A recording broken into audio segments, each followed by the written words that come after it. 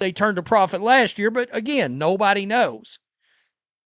They didn't release those figures, by the way, which I find... Hoping to do an interview with Cathy Engelbert. She's the... Yesterday, after the show, we waited almost 2 hours for her. This was scheduled. Somehow I doubt it. This is... Questions be tough? Yes. Yes. Prepare for it. I wanted Cathy to have that opportunity. And I don't know her. I guess it was NBC Sports Radio. In my opinion, is the WNBA is going to give a banana for the WNBA. The WNBA is in a crisis. Let's set the table here. This has been called a welfare league for years because the NBA has propped it up financially. And here's the part that should bother you regardless of what side of the Caitlin Clark debate you're on. The WNBA has never released clear profit figures, even after a season where every metric, attendance, ratings, merchandise, went through the roof. If you're not going to be transparent about your business during your best year ever, when exactly are you going to be transparent? Money for a specific amount of views, you're losing those viewers.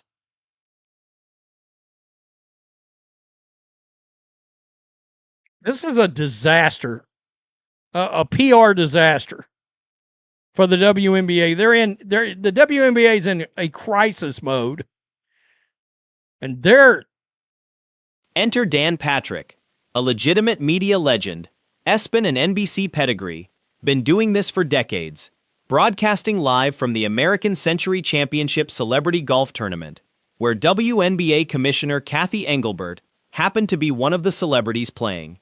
That's about as perfect an opportunity for an actual sit-down interview as you could script, and it should have been an easy win for the league. Anybody at the WNBA office, Dan Patrick, a legend. What? We can at least let the WNBA have their say, have their voice, get out in front of this. We're just trying to be a journalist here. That's all. We're just trying to ask questions. But don't say yes, and then all of a sudden somebody probably said, in my opinion, oh, maybe we shouldn't do this. Well, at some point, you have to do this. And this isn't some gotcha ambush we're talking about. This is the WNBA in the middle of a real PR crisis, with Congress actively looking into potential civil rights violations within the league. When you've got federal lawmakers asking questions, the last thing you do is dodge the one journalist who's actually offering you a fair platform to answer them on your own terms. Watching anymore. And some of them are just saying, until they get change of leadership all the way across the board, Stephanie White, Cathy Engelbert, all of it, until there's a douching of the league, they're not watching. Well, television networks paid you money for a specific amount of views. You're losing those viewers.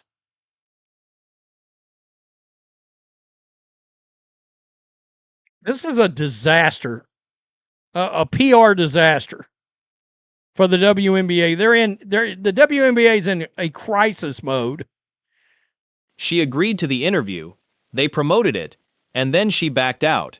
And to make it worse, Patrick's crew had live footage of her hitting practice shots on the course literally while the show was on the air. You can't be 50 yards away golfing and claim you were too busy for a scheduled interview. That's not a scheduling conflict, that's a decision, and it's a bad look no matter how you spin it. Knows. We suspected they turned a profit last year, but again, nobody knows. They didn't release those figures, by the way, which I find rather interesting. Enter in media legend, one of the GOATs, Dan Patrick, formerly of ESPN. Here's Patrick's own account, and it's damning. Yesterday, after the show, we waited almost 2 hours for her. We're standing by, we're waiting to interview her. That's not a 5-minute delay, that's an entire broadcast left hanging because a sitting commissioner couldn't be bothered to send a timely update, let alone show up.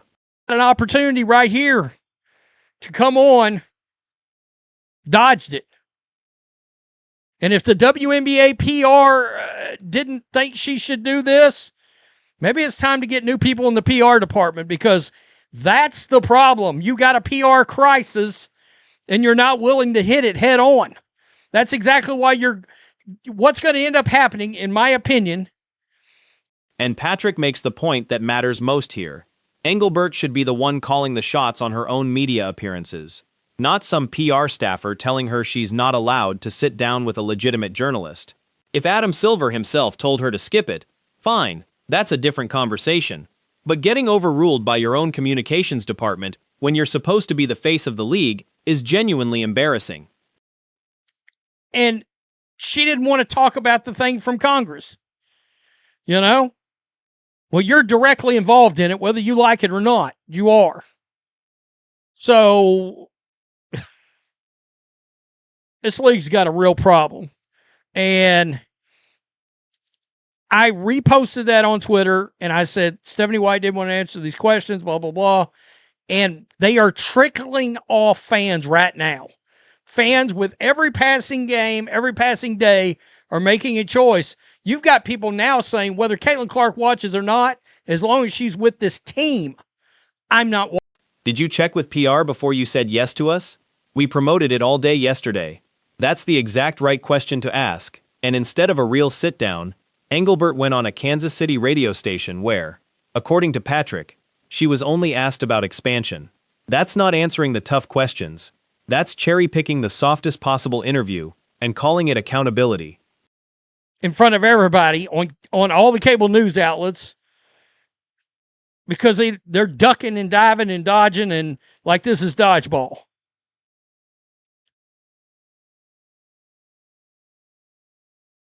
They got a problem. I made 2 posts on Twitter earlier talking about Stephanie White. I did a video on this. This isn't a one-off pattern either. Patrick points out his team couldn't get anyone at the WNBA office on the phone when the Alyssa Thomas incident with Clark happened either. Let the WNBA have their say. Get out in front of this. At some point, you have to do this. When you're a commissioner avoiding your own league's biggest storylines 2 separate times in 1 month, that's not bad luck. That's a pattern. I mean, if you want to be treated as a serious league, then do these. This is what happens. These are tough questions, but this is a fair outlet for you, a fair platform. I will treat you with respect. But when you tell me, and then 2 hours later with no update, and then we get a feeble response, like, come on, you don't. And Patrick draws the exact right comparison here. He's had Rob Manfred and Adam Silver on his show, commissioners of massive leagues who show up and answer hard questions, because that's the job. If you want to be treated as a serious league, this is what happens. That line right there is the whole thesis of this entire controversy in one sentence. In front of everybody on all the cable news outlets, because they're ducking and diving and dodging and like this is dodgeball.